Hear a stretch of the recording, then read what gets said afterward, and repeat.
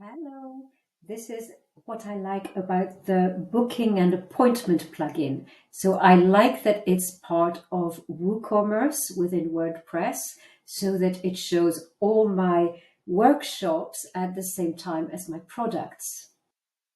So the workshops are here. Here's one, for example, and I really like that it shows people their local time. So the meeting time will differ depending on where people are in the world.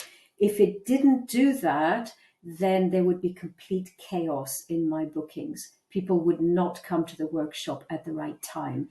Also very important to me is that in the order confirmation, people get the Zoom link, and that's all been done automatically. So there's no mistakes and they get it in their email.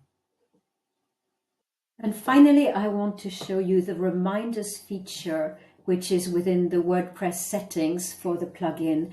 And it's absolutely fantastic for me because it can send people automatic emails before an event, but also after. So let's look at this one that I have created.